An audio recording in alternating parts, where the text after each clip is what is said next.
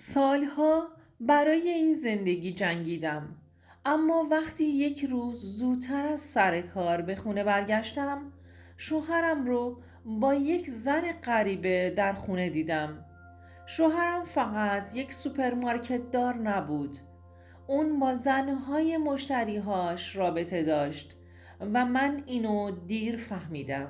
به کانال سایه های خیانت خوش اومدید، جایی که واقعی ترین و شوکه کننده ترین داستان های خیانت رو از زبان کسانی که اون رو تجربه کردند میشنوید. اینجا قراره با هم وارد دنیایی بشیم که پر از رازها و تصمیمات سخته و گاهی پایانهای غیر منتظر است. اگر شما هم به شنیدن داستانهای واقعی و پر از هیجان علاقه دارید، حتما کانالم رو سابسکرایب کنید تا هیچ کدوم از این داستانها رو از دست ندید. لایک و کامنت هاتون هم به من کمک میکنه تا بتونم داستانهای بیشتری براتون بیارم. منتظر نظرات و تجربه های شما هم هستم. بریم با هم این داستان زیبا رو مرور کنیم و از تجربیاتش پند بگیریم. زندگی در سایه خیانت، داستانی از عشق، اعتماد و سقوط. مریم هستم.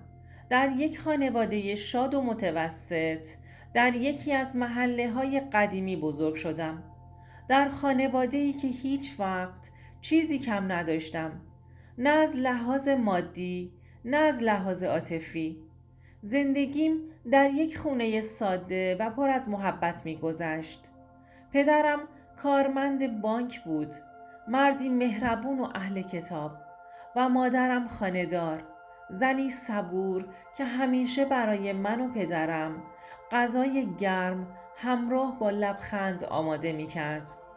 ما خانواده کوچیکی بودیم. من تک فرزند خانواده بودم و شاید به همین دلیل همه چیز برام در آرامش و خوشبختی می‌گذشت. شادی و آرامش خونمون بزرگترین ثروت من بود.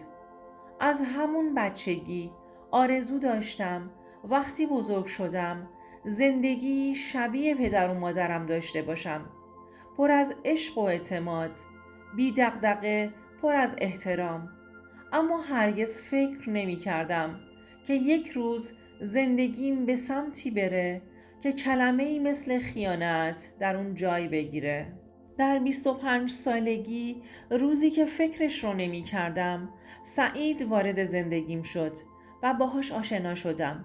اون روز در یک مهمونی خانوادگی دیدم مردی 31 ساله، قد بلند، با موهای مشکی مرتب و لبخندی که بر لب داشت جذابیتش رو بیشتر می کرد. سعید شوخ طبع بود و با همه گرم می گرفت. تو همون دیدار اول حس کردم که با بقیه فرق داره. نگاهش صادقانه بود. وقتی با هم صحبت می کردیم حرفهاش از ته دلش بیرون می اومد. کم کم فهمیدم که صاحب یک سوپرمارکت متوسط در محلشونه. نگاه سعید به زندگی پر از امید بود. همین من رو بیشتر جذبش می کرد. بعد از چند ماه از اون مهمونی و رفت و آمد، سعید از من خواستگاری کرد. خانوادم مخالفتی نداشتند، چون سعید مرد پرتلاشی بود و درآمد ثابتی داشت. من هم فکر می کردم که عشق و محبتش برای یک عمرمون کافیه و عشق واقعی در انتظارمه. زندگی مشترکمون ساده اما شیرین و پر از لحظات کوچیک خوشبختی بود. من در یک شرکت بسته‌بندی مواد غذایی کار می کردم و هر روز صبح با ذوق و شوق به محل کارم می رفتم. سعید هم مغازش رو مدیریت می کرد و به کار خودش مشغول بود. هر دو تلاش می کردیم تا زندگیمون رو بسازیم و شاد باشیم. سعید مرد مهربونی بود و با کلماتش به من احساس امنیت میداد. هرگز نمیدونستم که زیر این ظاهر آروم و عاشقانه رازهای بزرگی پنهان شده. سالهای اول همه چیز خوب بود. با اینکه بچه دار نشده بودیم اما احساس خوشبختی می کردم. کم کم رفتار سعید تغییر کرد. سعید بیشتر اوقات تو مغازه میموند و دیر به خونه می اومد و دیگه مثل قبل وقتش رو در خونه نمی گذروند. اگر هم می پرسیدم چرا دیر کردی؟ با خنده می گفت خب مشتری ها آدم رو نگه می دارند. نمیشه مغازه رو ول کرد. من به سعید اعتماد کامل داشتم. فکر می کردم سخت کوشیش برای آیندمون بهتره. اما آروم آروم چیزهایی دیدم که دلم رو به شک انداخت. مثلا چرا تلفنش همیشه رو سایلنت بود؟ چرا وقتی پیامک می اومد زود گوشی رو بر می داشت؟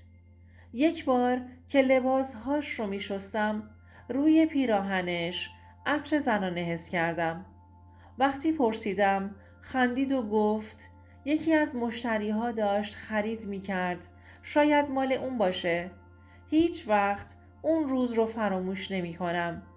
یکی از همون روزهای معمولی بود. اما کارم زودتر تموم شد. تصمیم گرفتم سعید رو غافلگیر کنم. شام مورد علاقش رو خریدم و زودتر به خونه برگشتم. وقتی در رو باز کردم صدای خنده های زنونه از داخل خونه می شنیدم. قلبم تون تون می زد. اول فکر کردم شاید یکی از خواهراش اومده باشه. اما وقتی وارد شدم صحنه ای رو دیدم که زندگیم رو نابود کرد. سعید با یه زن غریبه روی تخت با هم بودند و در حال صحبت و خنده. اما وضعیتی که دیدم قابل توجیه نبود. اونها حتی متوجه حضور من نشدند. خشکم زده بود. نمیدونستم چی کار کنم.